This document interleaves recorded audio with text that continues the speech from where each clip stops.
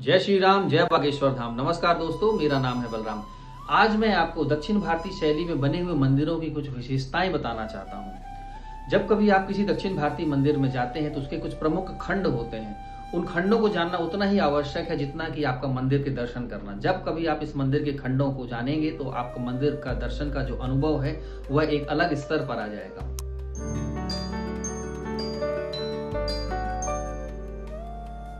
मंदिर की विशेषताओं में सबसे पहले आते हैं गोपुरम। गोपुरम मंदिर का प्रवेश द्वार माना जाता है और यह प्रत्येक दिशाओं में पश्चिम, पूर्व, उत्तर और दक्षिण चारों तरफ एक एक गोपुरम होता है। कभी कभी किसी किसी मंदिरों में मात्र एक गोपुरम जो कि पूर्व दिशा की ओर पाया जाता है। जितना बड़ा गोपुरम उतना सशक्त और संपन्न वह साम्राज्य या वह वंश, जैसे कि चोल वंश, पल्लव वंश, होशयाला वंश और विजयनगरा वंश। इन सभी के गोपुरम में थोड़ी थोड़ी विभिन्नता है, लेकिन दक्षिण भारतीय शैली के चरम सीमा पर ले जाने वाले थे चोल वंश।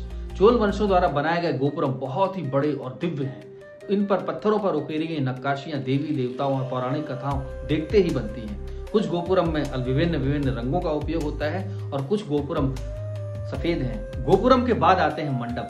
मंडप एक ऐसा कक्ष होता है जिसमें दीवार नहीं होती। जी हाँ, ये भित्ति रहित कक्ष होते हैं जिनका उपयोग मंदिर के विभिन्न कार्यक्रमों या फिर गीत संगीत और धार्मिक कार्यक्रमों के उपयोग में लाया जाता है। दक्षिण भारतीय मंदिरों में 4 स्तंभ, 8 स्तंभ, 16 स्तंभ, 24 स्तंभ, 32 स्तंभ से लेकर 1000 स्तंभ वाले मंडप भी पाए जाते हैं।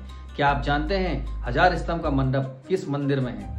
अगर हाँ तो कमेंट बॉक्स में जरूर बताएं। मंडप के बाद आते हैं ध्वज स्तंभ। ध्वज स्तंभ मंदिर और गर्भगृह के सामने पाए जाने वाला एक ऐसा स्तंभ होता है जिस पर की मंदिर की पताका लहराती है। इस पताका प्रायतः ब्रह्मा, विष्णु और महेश का स्वरूप कहलाती है। ऐसा माना जाता है कि इंसान को अपनी प्रार्थना भगवान से इस ध्वज स्तंभ के सामने ही करनी चाहिए, ना कि गर्भगृह के पास में।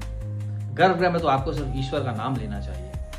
जैसे ही आप ध्वज स्तंभ से आगे निकलते हैं आप सीधा पहुंचते हैं गर्भगृह की ओर। गर्भगृह मंदिर में एक ऐसा पवित्र स्थान होता है जहां पर कि भगवान का विग्रह रखा होता है और भगवान वहां निवास करते हैं। भगवान की सारी पूजा इस गर्भगृह में ही होती है। गर्भगृह में हर किसी का जाना वर्जित है। गर्भगृह के ऊपर होता है विमान। विमान एक बहुत ही भारी पत्थरों से बना एक कोण युक्त आकृति होती है जिसके कि सीधे सीधे तार उस परमेश्वर से जुड़े होते हैं। विमान हमेशा गर्भगृह के ऊपर होता है। गर्भगृह के चारों तरफ जो गलियारा होता है उसे कहते हैं प्रदक्षिणा पथ। प्रदक्षिणा पथ में भक्तजन और मंदिर को दर्शन करने वाले भक्त अपने भगवान के स्मरण करते हुए अपने मंदिर के दर्शन को पूरा करते हैं। हर मंदिर के पास होता है अपना एक जलाशय। वह मंदिर प्रांगण या उसके बाहर भी हो सकता है। इसे कहते हैं पुष्करणी। इसका जल मंदिर में उपयोग में लाया जाता है और विभिन्न कार्यक्रमों में जल का उपयोग किया जाता है। मैं उम्मीद करता हूं कि आपको जानकारी काफी पसंद आई होगी और अब अगली बार जब कभी आप किसी दक्षिण भारतीय शैली में बने हुए मंदिर के दर्शन करेंगे तो आप बहुत ही आसानी से मंदिर के प्रमुख खंडों को पहचान सकेंगे और अपने मंदिर दर्शन को एक अलग स्तर पर लेकर जा सकेंगे। जय श्री राम, जय बागेश्वर धाम।